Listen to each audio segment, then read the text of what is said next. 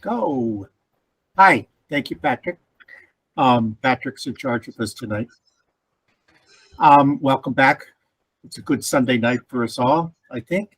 Um, we have a lot going on. One of the things we're gonna go like I always do to the.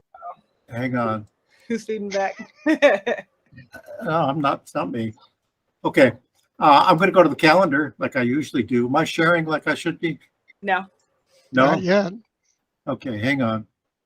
That noise freaked me out, I guess. It's the aliens go. trying to communicate. Share. Now I'm sharing. There you go. And I'm going to go to the calendar like I always do. And you noticed how easily I did that? Apparently, not everybody can so easily go to the calendar lately.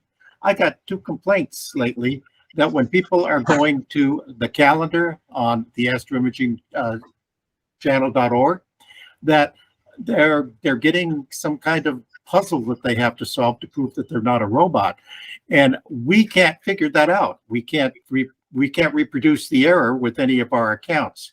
We do know that if you go to the incognito panel or in Edge or the private window, I think it's called in Chrome, that you can get through. I don't know if it's a cell phone thing or what it is. We aren't having the problem. So we can't reproduce it. We can't figure out what's happening. So give it a try. And in your comments tonight over there on YouTube, tell us if you're able to get through easily or not, and we'll see what we can do to investigate. It may be just a temporary glitch. It may be the end of the world. We really don't know. But we're not going to end the world until Molly has a chance to show us how good an interviewer she is with all the people at Okie-Tex. She says she's got a much better show than the people who did it last time. And since that people was me and Larry, I never said that. Don't put words in my mouth. Maybe it was Larry that said it so many times. And then next week, Detlef Schmidt's going to come here with Eric, and they're going to talk about their folded refractor. And we're going to hear from Detlef in about, a minute and a half, I guess. We've made some changes here. You see Agapios coming in on December 4th.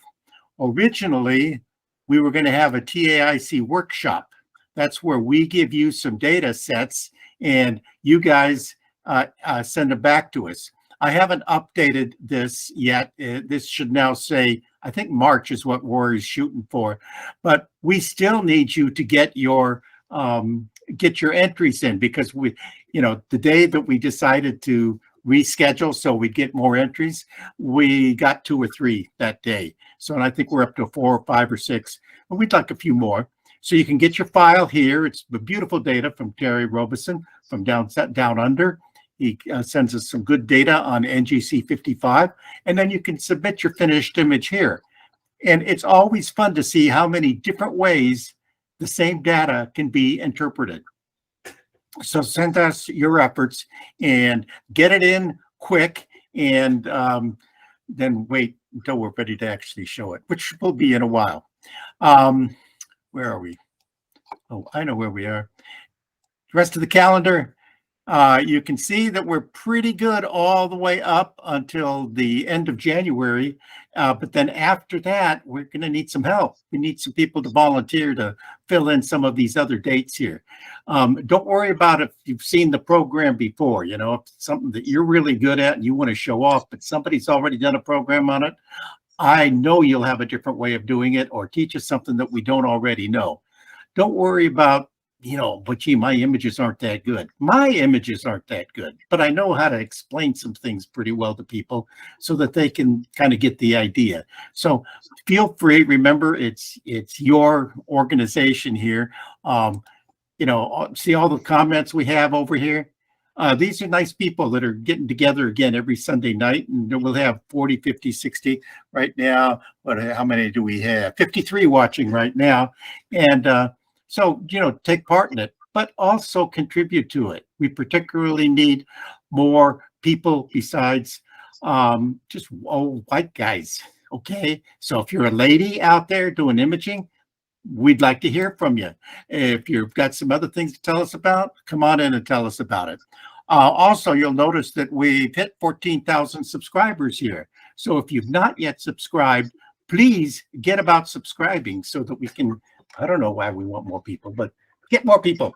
Okay. The more people we've got, the more YouTube itself recognizes us and pushes our programs. Anyway, that's our calendar. Let's go back to Detlef. Detlef, I'm going to stop sharing here for a minute so that you can tell us about a little bit about what's happening next week. Well, I'd like to present and talk a little bit about folded refractors, solar astronomy, largely H-alpha, and my adventures in the astronomy world for the last 60 years. So hopefully, and of course, I want to show some of the images. I've been doing some of the animations and they fascinate me. So hopefully I can share that. So thank you for asking. Okay, it's going to be a real good show. So please, everybody, come on back and visit with us. And let's see, I think I've gotten all the preliminaries out of the way, and it's time to introduce Molly Wakeling. Molly, take over. All right, I shall take over. Molly, yes. Before you start, how do you want questions as they come up, or? Well, since the video is kind of a continuous thing, I think it'll make more sense to take them at the end rather than try and have Patrick pause it and try to. Yeah, I think it'll get kind of weird. Okay. So yes, well, let's take all these at the end. But before I do my presentation on star parties, that I'm going to do afterwards. Yeah, during that presentation, we can take them during if we want. Yeah, so I'll take over the video instead of the background stream running stuff this time. So this is fun. Yes, I got to go to the Okie-Tex Star Party this year. Ordinarily, I would go to Texas Star Party, but I had classes going on during that, so I couldn't make it. So I decided to finally go to Okie-Tex, which I've been wanting to do. It's an 8-day star party out in the Oklahoma Panhandle, and it's real dark out there. And it is actually darker than Texas Star Party, I'm pretty sure. So I, in the spirit of what Alex did, gosh, when was the last time that? Just last year. Oh yeah, because they did have Okie-Tex last year. Okay. Yeah, I going back out in the spirit of what Alex has done before with interviewing imagers at the Star Party to learn more about, show what their rigs are and show some clever ideas of things that people have done with their rigs. He couldn't make it this year, so I decided to go ahead and take that over and go talk to all kinds of people at the Star Party about their rigs. So I've got a video that I've put together, and hopefully it'll be entertaining and also informative. And you can see what other people have done to their rigs to make them work better, some clever things that people have done, and see both super advanced rigs down to some more basic rigs. So, yeah, I think that's about all the prelude it needs. So, Patrick, take it away. He's going to hit the play button.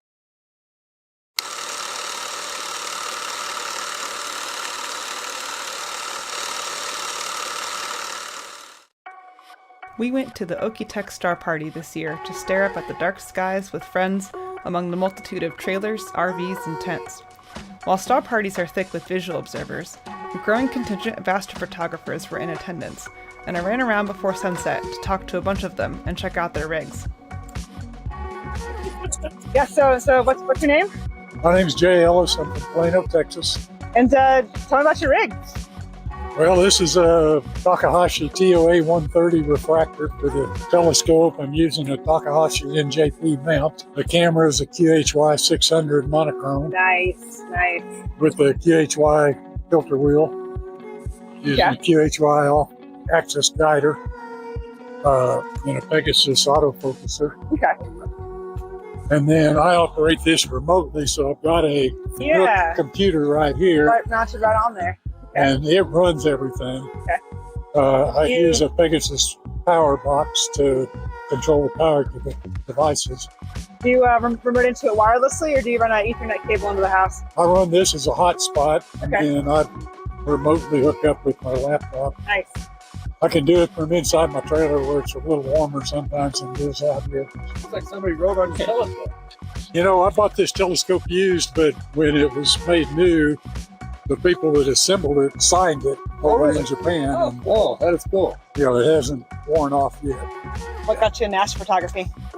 Well, I was always interested in it when I was a kid, and then as I got older, I kind of got sidetracked, and actually probably 12, 13 years ago, somebody gave me a book of Hubble pictures. Oh yeah. And so I went on the internet just to see if I could find more, and I found all these amateur photographs and said, you know what, I want to do that. So here I am.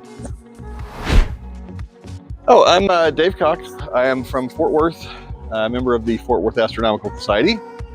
This is my second Okie-Tex. The first one was 2019. And I've been here since 7 o'clock Friday morning, picked out my spot. And I will be here until Saturday. Looking forward to some clear skies tonight. Can you show us around? Yeah, come on in. Hey, watch your feet around all my strings here. This is my skybox. You're welcome to my home away from home. This is an Explore Scientific 127.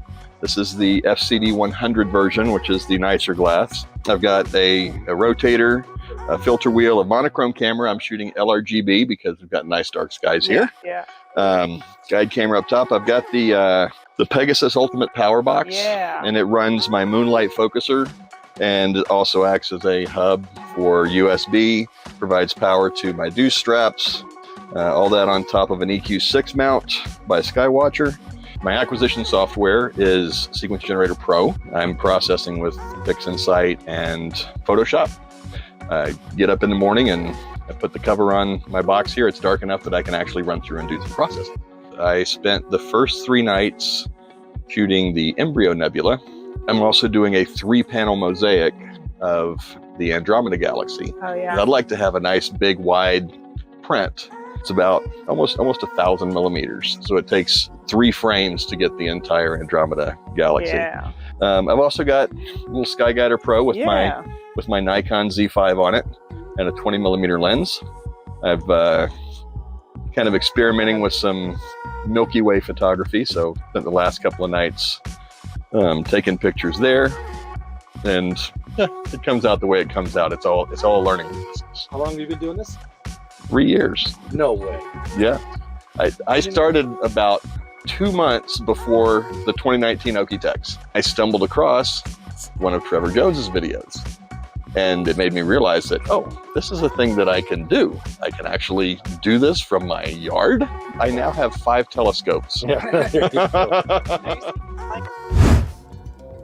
My name is Jim Chase. I'm here at the 2022 Okie-Tex Star Party in the far western tip of the Oklahoma Panhandle. And we are having a lot of fun with Mortal Class 1 skies and just having a ball. Well, it's a Explore Scientific 102 millimeter aperture refractor. Is that carbon fiber? Mm-hmm. Sure is.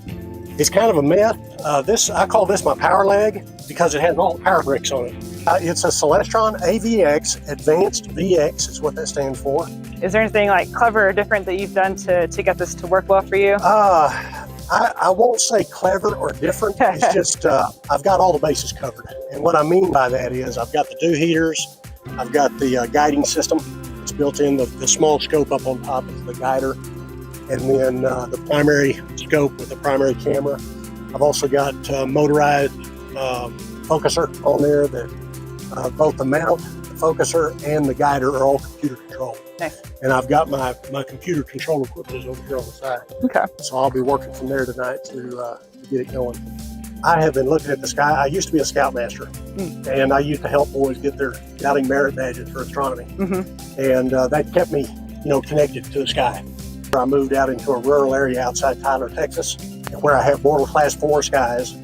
And I also retired at the same time, and was able to purchase this and have been playing around with it ever since. So I'm using Stellarium as my planetary. Right.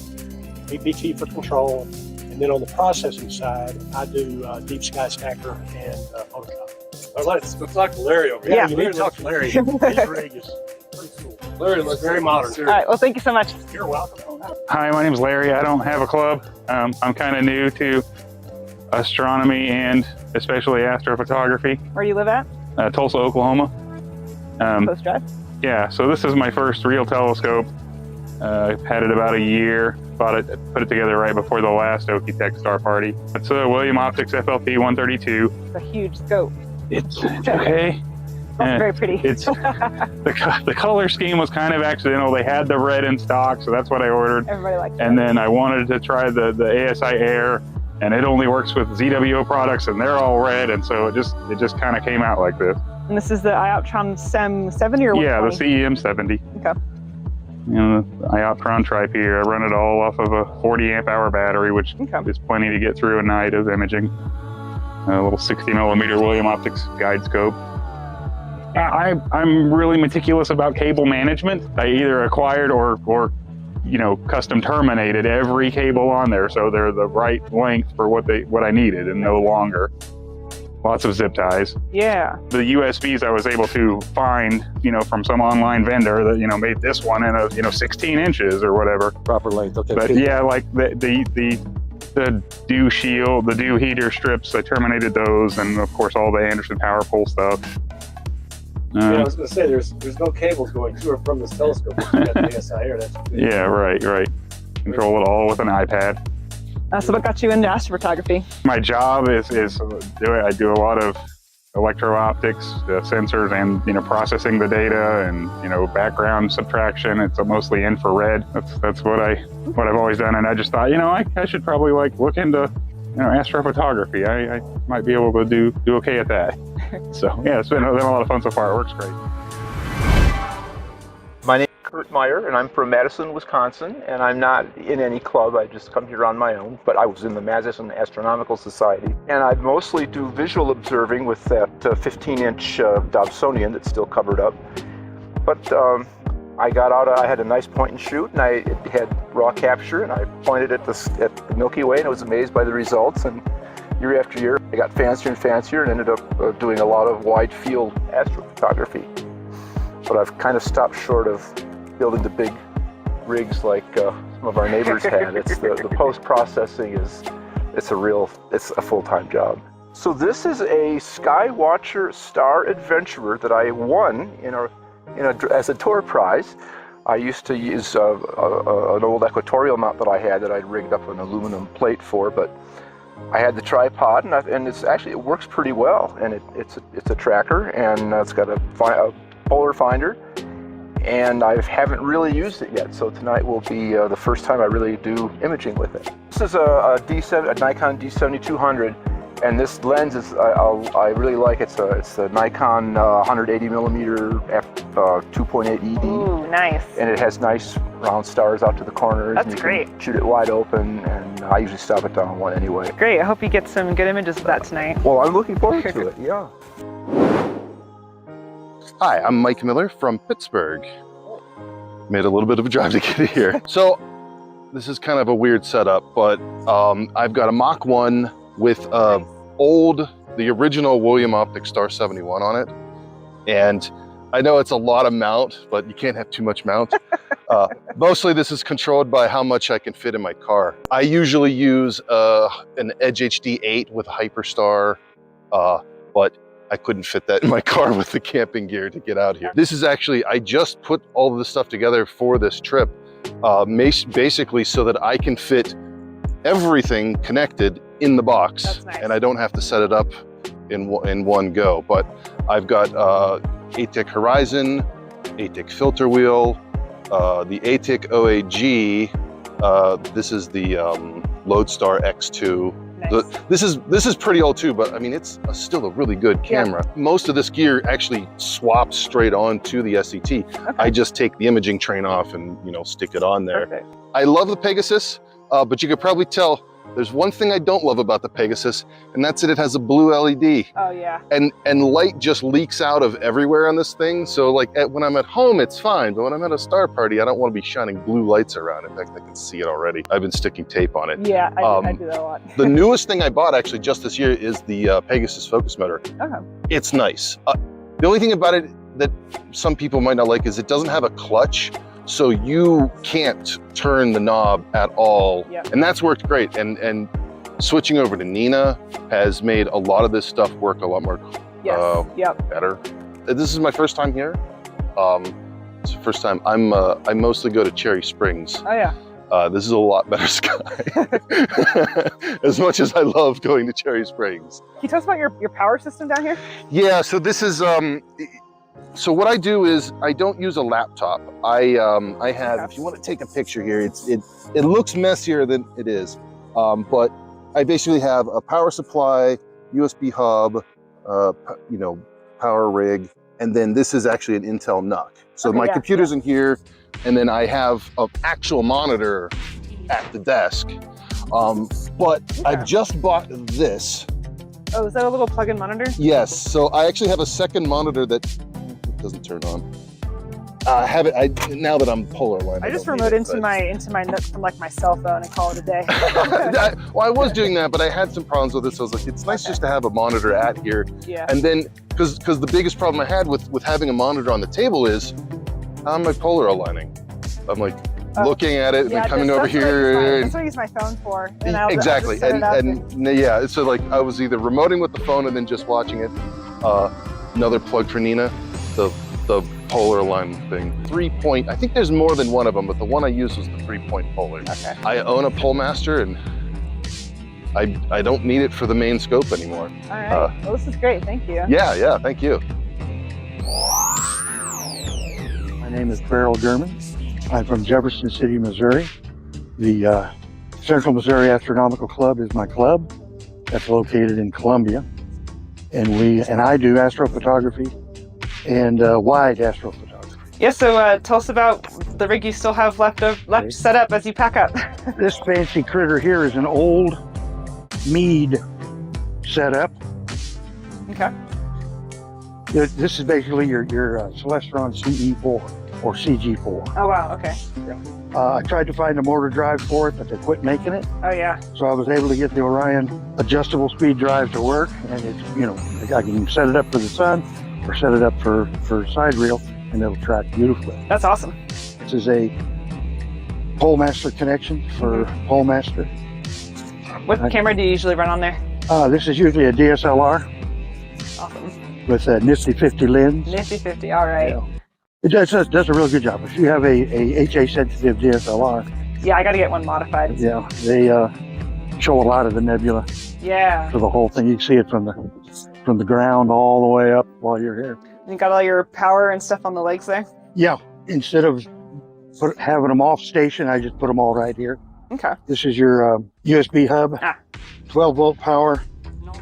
Then this little one here is the power for the motor. Okay. And then this one here is the power for the USB. Very nice. And then of course you've got your main power. Yep. It does a real nice job. Yeah. If you get it collimated within about a minute or two, arc minute, the DSLR 5050 will just track it all night. All right. Yep. Well, thank you. Anytime. Thank you. I appreciate you talking to us. That's all right. Hello, I'm Tom Arnold from Oklahoma City, and one of the things that I do is astro imaging, and I have several rigs that I actually use. Tonight we have the FSQ 106 Takahashi on top, riding on an Astrophysics 900 mount.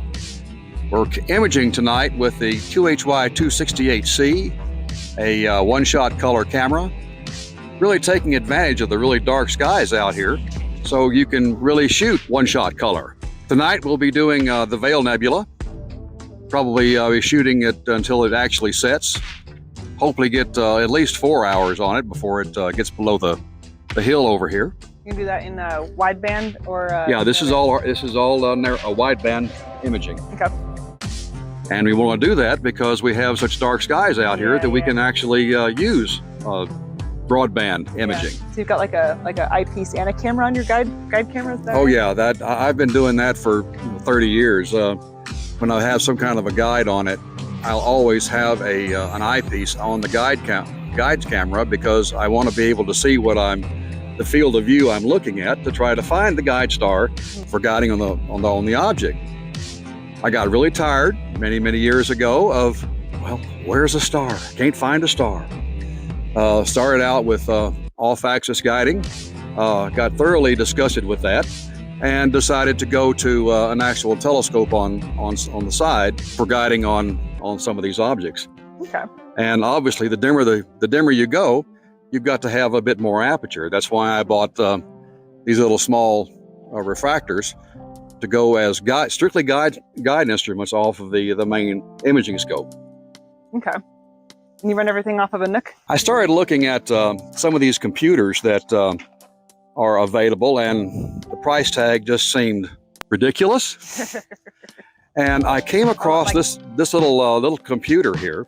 It's running Windows 11 and has 16 gigs of RAM on it. It does an absolutely wonderful job. $400.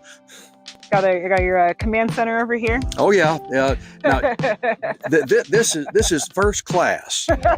Cardboard box and duct tape. Beautiful. It works. That's all that matters. That's all you need. My degree is actually in astrophysics. Okay. And I'm the planetarium director in Oklahoma City. Awesome. So I've been doing it since I was 8 years old. I've been around a while. Actually, I started my main interest many years ago was research. Okay. And I was doing cataclysmic variable stars and looking for supernova and galaxies and so forth. Okay. And also part of the Near Earth Object asteroid program. At that time, I was using my C-14 out in Colorado, which is the reason I built the house out, in the middle of nowhere. Mm-hmm. And got completely frustrated trying to find galaxies. I could only do about 3 or 4 galaxies in the night because I actually had to find them. Right. Yeah. The fork mount on the C-14 was exasperating. That's the only nice word I can think of. And at that point in time, I sort of gave all of that up. I really sold everything, and I guess about 5 years ago, I started getting the bug again, and I've been doing it ever since. All right. All right, well, thank you so much. Thank you. There, I'm Andy Fryover with the Oklahoma City Astronomy Club, and I'm from Oklahoma City. All right, tell me about your rig.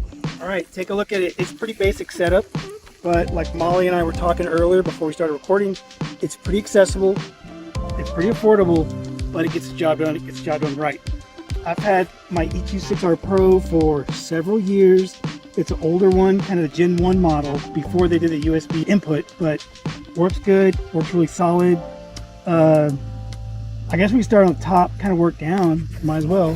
For this Okie-Tex, most of the nights I've been working with the Rokinon 135 and my ASI 2600mm Pro because I've been doing long exposures with the hydrogen alpha filter, trying to get the HA red clouds around M31, and they're coming out. They're starting to show up in my stacks. So I've been doing a lot of 10-minute subs, and it's there, and I'm up to about maybe 21 hours on it so far. Oh, but wow. We're gonna get more.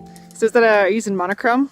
Yes. And with the camera lens? Yes. Awesome. Yes. And it is tricky to I've get been your wanting to do backspace that. just right. Uh-huh. But keep at it and you'll get it figured out. Man just got a little guide scope on here, just a little ED, the 50 ED, just a little 178 guide cam, got little dew heaters. Gotta have focusing with the Rokinon.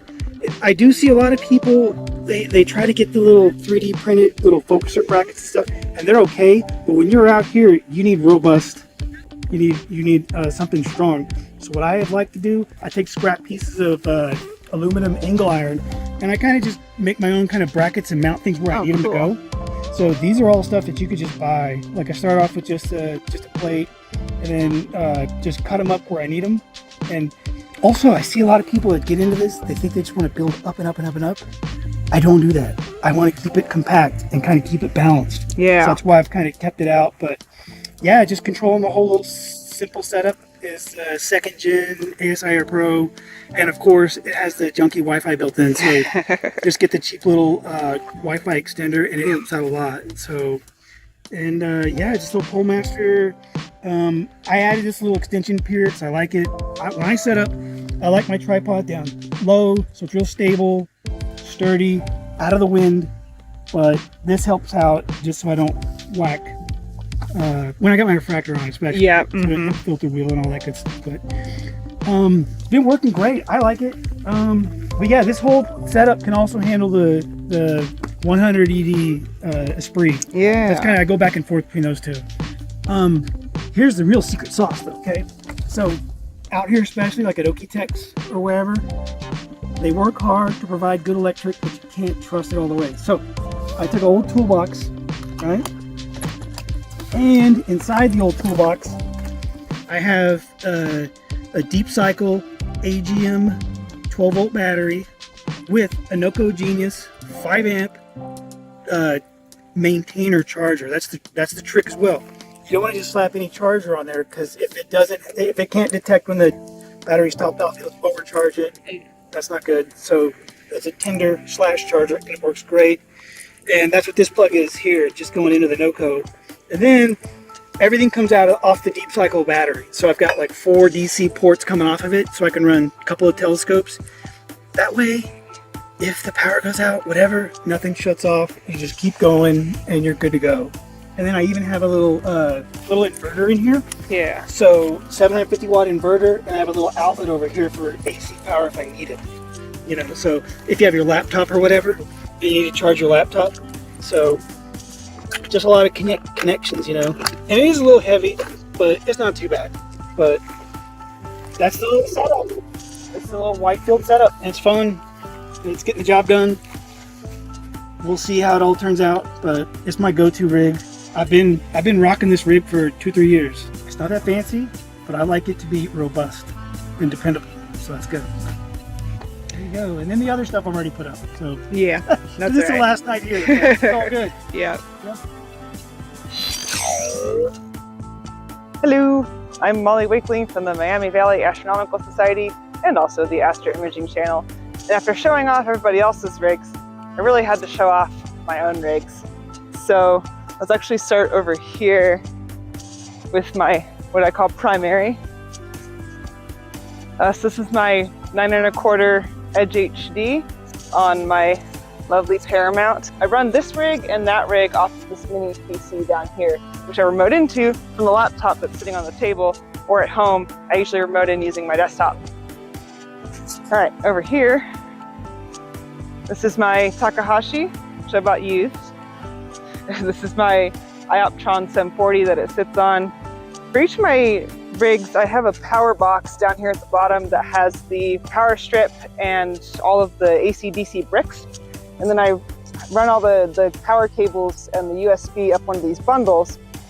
And then when I'm moving stuff around, I can just unplug the bundle, coil it up with the box, and then I can move the whole box as a unit. So that way I'm not trying to run cables and untangle things and stuff like that. That's been really great for going back and forth between my Bortle 7 backyard and darker skies elsewhere. This is what I call the Traveler. This is a Rokinon 135 f2 lens with the ZW-294 color camera on it. And this is sitting on the Skywatcher Star Adventurer. I do have a guide scope on here right now. It's eventually going to go on the bottom, but I need to get a jig printed for my other guide scope. This one was borrowed from my science telescope back at home. This is a really cool 3D printed rig that I got from Agena, where you can, it's for the 135, and you can put a focus motor in there, and it's really handy. And then finally, all the way back over here, the fantastic Tim Hutchison, also of our lovely channel, has lent me this glorious Nikon 400mm f2.8 lens, originally for a trip to South Africa I took recently, but he also let me take it to Okie-Tex. So that was really nice of him to let me do that. And I've got a QHY 533 on here that I'm testing for QHY. It's their new monochrome version. And once I get home, I'll be moving that over to one of my other telescopes. And it's sitting on a Celestron AVX, which works sometimes. And yeah, so these are all my rigs. I run these 2 back ones off this laptop, the 2 front ones off the mini PC, the laptop remoting in. The camera on the 9 1/4 Edge HD is a 2600 ZWO 2600 color, and I have my trusty, reliable ZWO 1600 mono on the Takahashi with a set of Optilong filters that I'm testing right now, LRGB and narrowband. So yeah, it's a lot, but I love having so many different rigs, and I get so much data when stuff works, and it's been fun bringing them all here to Okie-Tex. What tips would you give somebody who's just starting out in Go astrophotography? straight to the ZWO-ASI Air. That makes it so easy. There's almost no learning curve, because that was, like I said, I was familiar with all the hardware, but it was all the software these guys use to do this every night. And it just, you know, this is my friend from work, and he's like, oh yeah, you just need this program, and you'll use this program to do that. And I was like, okay. That was very intimidating. But when I saw this, I was like, so it's just an app on the iPad and it does everything? And you don't need to read an instruction manual. It's all, you know, takes a couple hours and you're familiar with it all. And so Yeah, okay. maybe someday I'll step up to that, but for right now, this is plenty to keep me busy. Don't get an AVX and an SCT as your first rig. That's all I'm gonna say, because that just starts flame wars on cloudy nights. You know, my first real rig was the AVX and Edge 8 box deal, not even the reducer. And the thing is, I don't hate that scope because I've spent as much money as it's worth upgrades. You know, Hyperstar isn't cheap, but it's great. And I bought the Moonlight focuser, and it's great too. Yeah, again, the but I wouldn't. scopes are good. Yeah, I wouldn't tell people. Don't you're like, oh, it'll be great. We'll get 400 millimeter focal length. But I still use the scope, and that's one of the reasons why I have a Mach 1. Start small. Okay. Definitely start small. There is a lot of technique in this, and you can't just step into it. Okay. Start with a basic rig. You can start with a camera that you already have, small telescope, little Skyguider mount, or a little equatorial mount, something. Start simple. It's a huge learning curve. There's a lot of things to do, and when you start simple, it's far more forgiving, and you learn to solve the problems one at a time instead of starting big and having to solve all the problems at once. Exactly. That is a terrible idea. There's plenty of people that have done that. You know, they're like, oh, I don't want to do this, and they go out and buy something like this, and they have no idea how to work it. So that's my advice. Start small. Perfect. Start small and easy.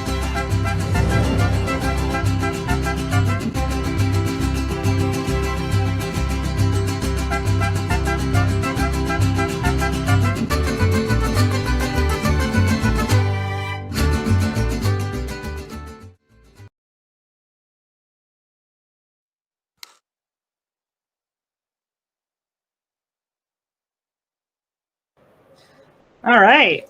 Well, I hope everybody enjoyed that video as much as I enjoyed making it. And yeah, it was fun to get to see everybody else's rigs out there. And yeah, I was watching the YouTube comments, and yeah, I'm pretty obsessed. Yeah, you could say. But yeah, so to round out the rest of the evening, I'm going to do Molly, yeah. before we go there, Yeah, go ahead. who was helping you with the filming, and how did you do the thank filming? you. I made a mental note to myself to say this, and then I forgot twice. I really want to thank Larry. I'm forgetting his last name right now. Alex, help me. Grew. Yes, and he was my cameraman for most of the video making, and he was also Alex's cameraman and made this possible. So thank you very much. And also I had some help from one of my neighbors on the last day after Larry had left to capture one of the last couple, one or two. So yeah, it was a good time. Yeah, so to round out the rest of the program, I want to do a little presentation on star parties, particularly for people who have not been to a star party before, and what they're like and what to expect. So let me get that rolling here. Let's see, back here, share my screen, that screen. Yeah, there we go. Yeah, so continuing on about star parties and how awesome they are. Let's see. There we go. All right, so what is a star party? It's basically a gathering of a bunch of astro nerds under a dark sky. I always tell people who don't know anything about astronomy that it's like an outdoor astronomy convention is what I usually say. It's very much a convention kind of atmosphere, except you're outside camping. I guess you could maybe call it the astronomy version of Burning Man or something, but with less weed. I don't know. So star parties are gatherings of all of us star nerds. What are some things that go on at star parties? So you get to do observing all night and imaging all night. These are usually in places with very dark skies, and also oftentimes in places with good weather, at good times of the year for those places. Some have better weather than others. There's also a lot of daytime presentations and workshops. So sometimes the workshops like image processing workshops. There's observing recommendations and observing program talks. There's a lot of scientific talks. I've been to several star parties that have had people from NASA and from universities and from research institutions come in and talk about things like current NASA missions, or how to do like photometry, all kinds of topics. A couple years ago at the Texas Star Party, we had an ISS astronaut come talk about some science he was doing on the ISS, which was very cool. And so lots of cool scientific talks, and then also lots of astrophotography topics as well. You also get to meet a lot of new people, see old friends that you haven't, maybe only see some of these people you only see once a year at star parties. And also meet some people who you've only met online, get to actually meet them in person. That's pretty fun. And also get to rub elbows with some more, like kind of the more famous people in the Astro community, if you will.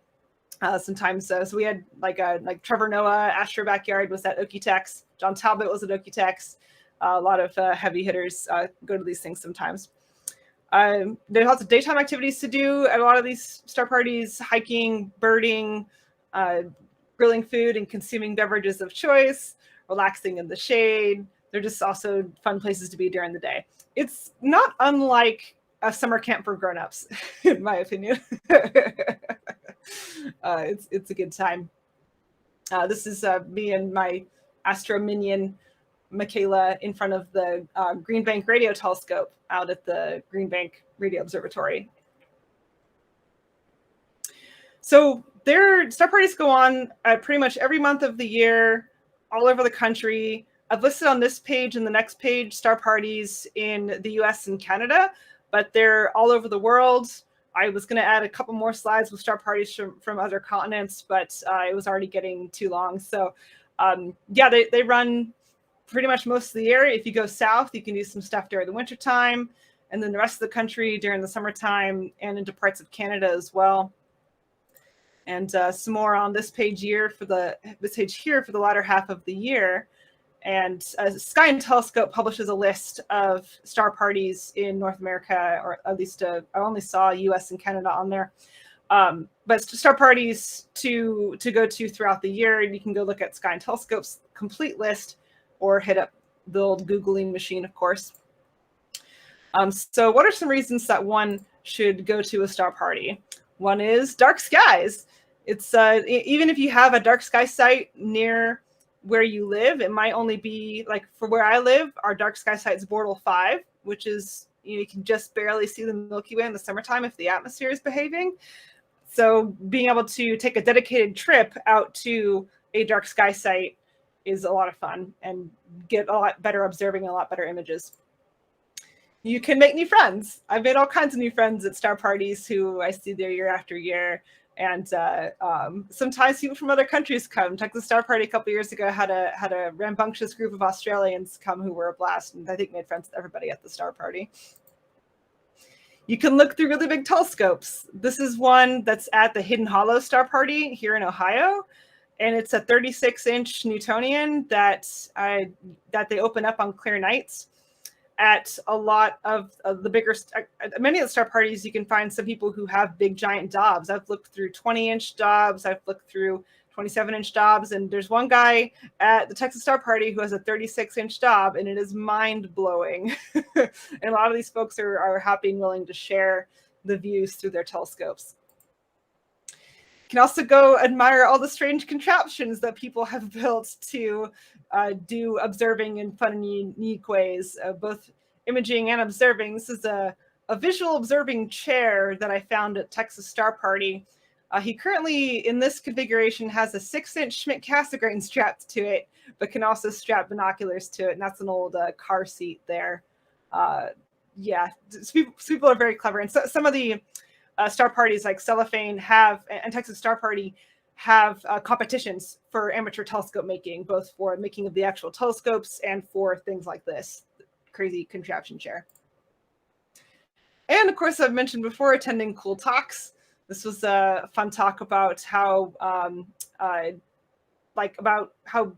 rocks kind of coalesce in space to form meteors and asteroids and eventually planets and stuff like that. And of course, you can win fabulous door prizes. The Texas Star Party is well known for its Great Texas giveaway. And most star parties, at least all the ones that I've been to, have some kind of door prizes. And sometimes they get some pretty nice stuff donated from individuals, from astronomy clubs, and from vendors. So what are some things that you should know about before going to a star party? So this is kind of some common rules for attending star parties, things that help make it a more enjoyable experience for everyone. First and foremost being red lights only, and a white light covered with red cellophane isn't good enough. It needs to be like an actual red LED, and preferably one that you can point at the ground. I have a headlamp that I tilt down.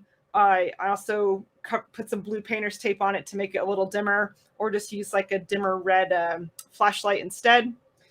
Not allowed to have laser pointers. Those are great at outreach events, but they can really bother imagers, for example, when they've got lasers going through their images. So no laser pointers for either pointing stuff out to your friends or for lining up a shot. Don't open your car doors. Most modern cars, you cannot turn off the interior lights, and nobody likes having their night vision ruined by somebody opening their car door and getting headlights everywhere. Also, I think at least once a night at Okie-Tex, somebody leaned over their key fob and set off the alarm on their car, which is not great either. So just take those keys out of your pocket. No one's going to try and steal your car from the star party. Just put them somewhere it's not your pocket. A lot of us use screens, both imagers and also a lot of visual observers who use screens to find stuff in Sky Safari or check off their observing lists or use digital star charts. Having a red film over the top of it, or use on some of my computers, the screens go dim enough that I can get away with using a blue filter app called Flux. There's some other ones out there as well, and I have those apps on my phone as well, so that I can look at my phone and not bother my eyes and not bother other people's eyes, and be polite about using my technology. If you have an RV or a trailer, covering those windows, using red LEDs inside is really nice.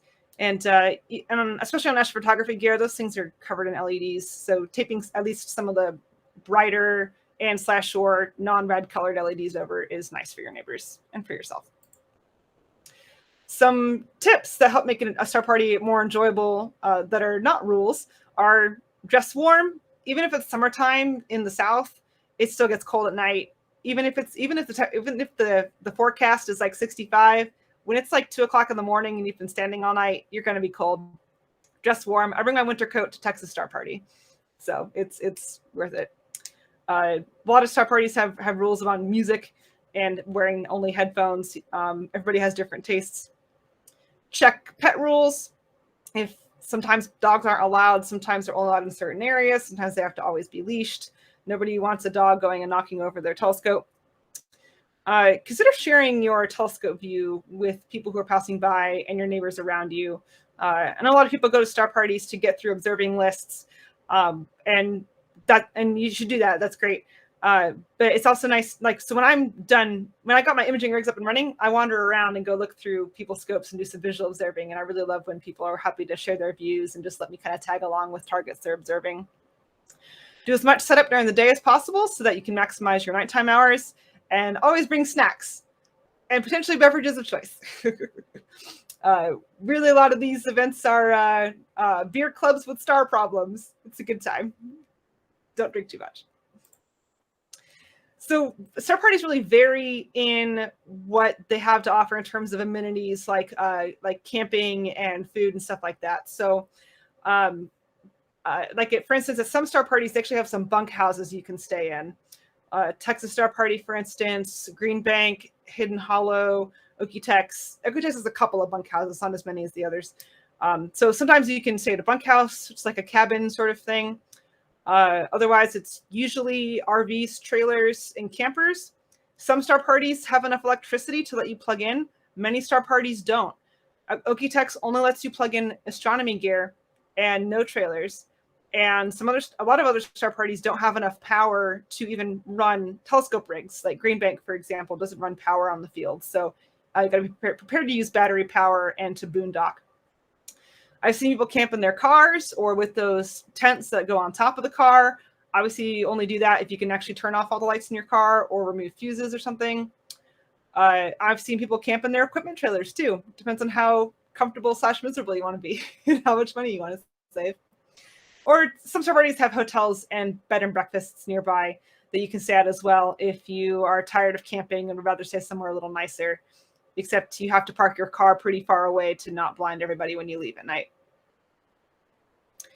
As far as food goes, some have kitchens and catering.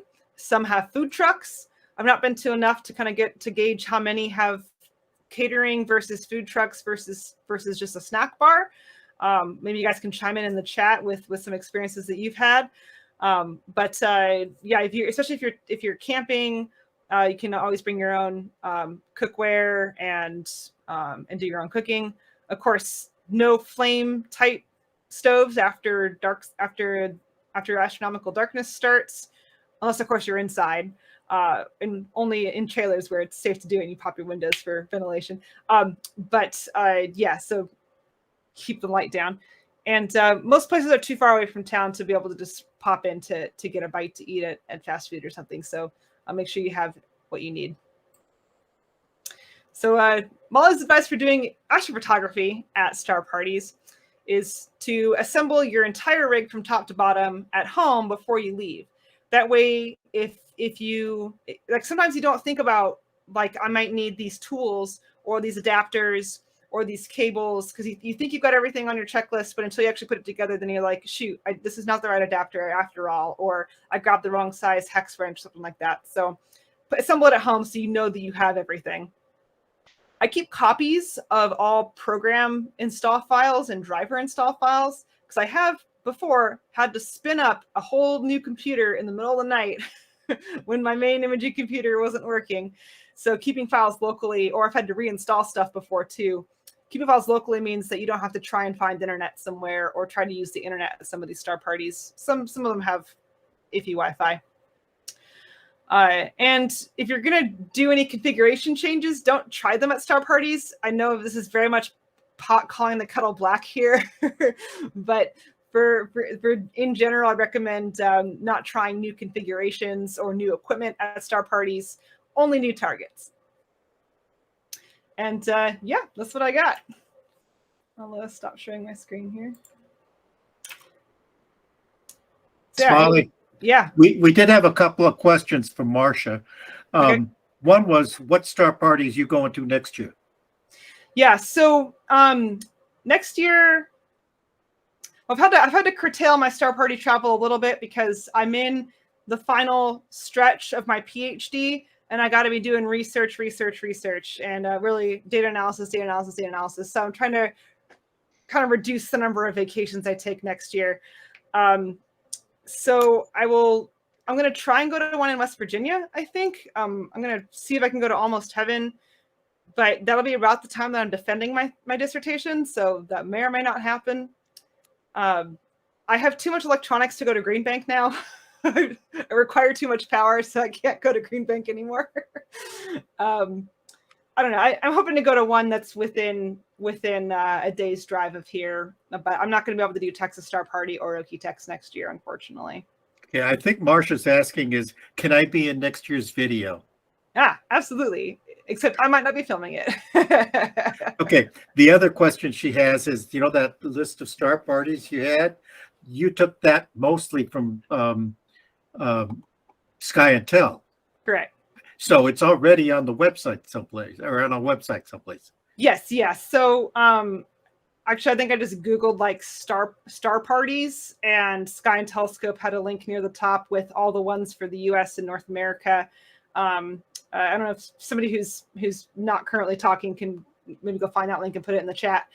Yeah, that's a list of I think the majority of like star parties that aren't just a local club affair end up on that list. And there's quite a lot. And then, of course, if you live other places, hitting up Google, you usually find something. Okay. Tim asks if you performed a complete dry run on battery power at home before you take off. Yes. So before I had a backyard setup, I would do like an equipment checkout. So I'd back when I was not set up at my yard and would be going out to the observatory all the time. Before I went to the Star Party, I'd pull everything out and do a complete test top to bottom to make sure that I had all the parts I need to actually assemble everything. And that includes actually turning the power on and slewing it around a little bit. So yeah, top to bottom as much as you can.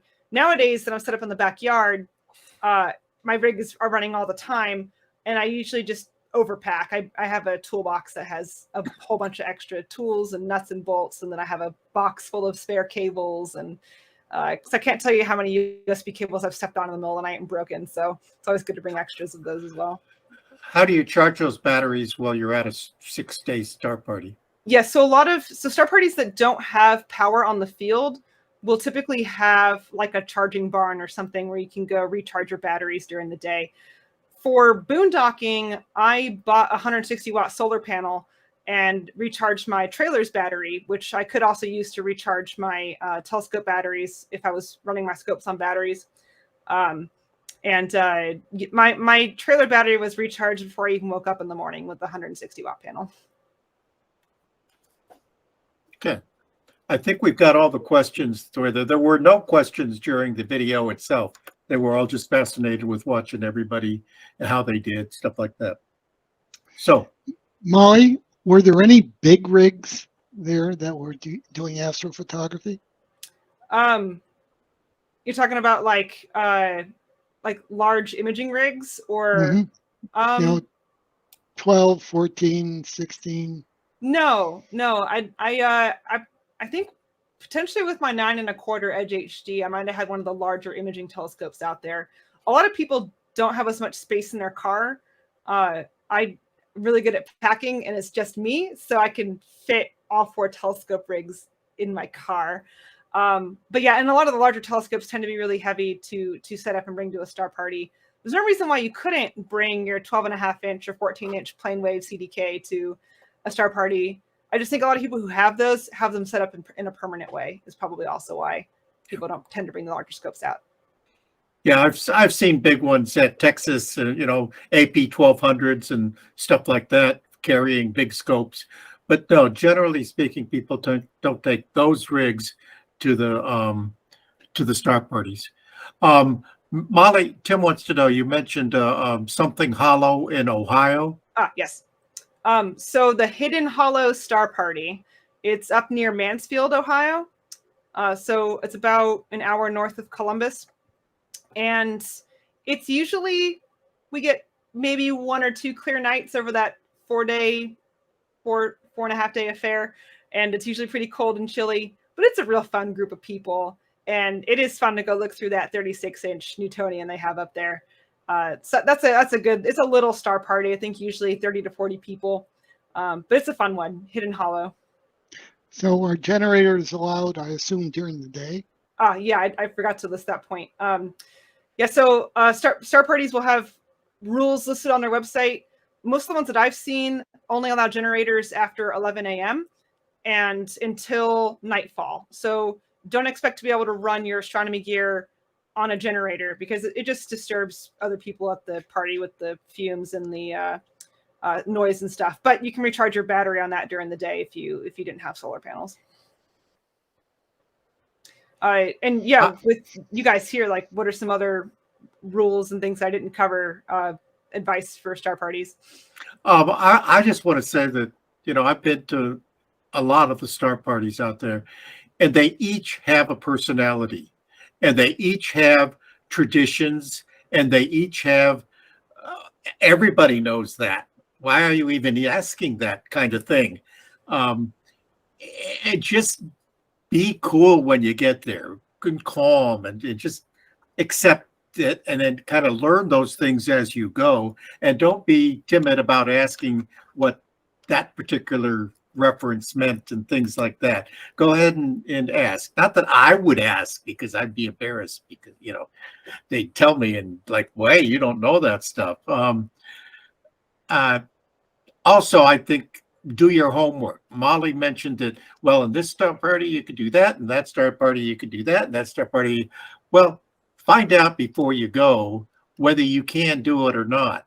Find out what they offer in the way of facilities, in the way of timing, and all that other stuff. Find that stuff out. Do your homework before you go to your first Star Party. I always like to volunteer at the Star Party, so I always tell them that I'm going to volunteer. I'll speak, not on astroimaging, generally speaking, but on something related to other aspects of astronomy. I'll help them with the gate control. There's almost always something they want you to do. So that's, you know, they participate in that, you know, chip in, do something. Also forgot to mention vendors and swap meets. So vendors at Star Parties have been declining in the last couple of years, but sometimes they're still there at least to show off equipment, even if they didn't bring a good stock with them. Yeah, sometimes there's vendors at these Star Parties, and oftentimes there's a swap meet. So if you've got something that you want to sell, or you can bring it there. And also I'd go hit them up, and I bought a new camera lens at Okie-Tex this year. So those are fun too. Can you take flat frames at a Star Party? Pigeon D wants to know. So if you're using a flat panel with a white light, just do it not during hours of darkness. Do it when you get up in the morning, or during twilight is fine. Or you may as well just do it during the day. Of course, if you don't have a flat panel, you can do them during the day or during twilight, or whatever method you like using. Also, I think be prepared for bad weather. Yeah. You go ahead, Mom. Tarps. Every year I've been to Texas and Okie-Tex, there's been a downpour at least one of the days. So I always bring a whole box of tarps with me. And now I have these nice Telegizmos 365 covers, but it was still nice to be able to put it over my like toolbox and other equipment, ancillary boxes. And also I lent some tarps to my neighbors who didn't have enough tarps.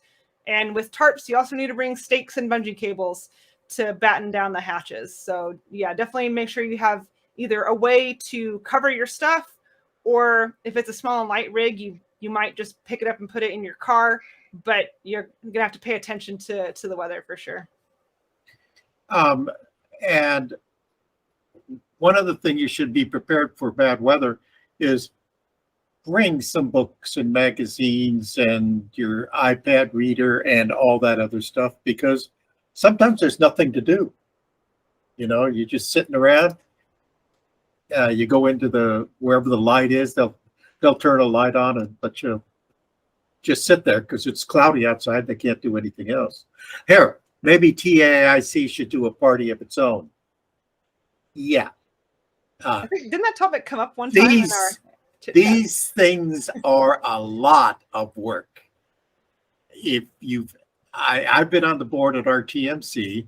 I am the organizer behind Nightfall. As I said, I volunteer to help with these things at Oregon, not at Winter, but at Texas, at Okie-Tex, at Rocky Mountain Star Stare. I volunteered to help at each of these things. And there's a lot of stuff going on behind the scenes that you may or may not realize. So, Deep Brain, you are now in charge of organizing a Star Party for it. Any rate. Yeah, they're big productions. And yeah, I don't know if I'd want to put one on, but they're really fun to go to and maybe volunteer at. Yeah, that's just too big a thing for us to do. Maybe someday. But, you know, we do have things like Nightfall. Ron Bretcher was going to be speaking at Nightfall before he had his medical problem. What's his name? John Talbot is a big deal at Okie-Tex. He every year does a imaging workshop for a couple of days, and it's quite an adventure. You know, almost all of them have some kind of imaging workshop attached to it. So these are good things to do. Okay. I don't know. I think we covered a lot of stuff. We've had as many as 100 people watching tonight. We're down to 85 now. Gets a little late. Yeah. I think we had 101, I think, at 7:03 That's pretty California good. time. Okay. Next week, Eric and Detlef are going to be with us, and they're going to tell us all about their folded refractor that they use in some really cool solar imaging. And we need you guys to go get your NGC 55 data from Terry and contribute to the workshop. And we need you to be presenters. So get in touch with us and be part of the TAIC crew. Okay? Thank you, everybody. Patrick, you're in charge for the night, right? Take us out, buddy. Good night.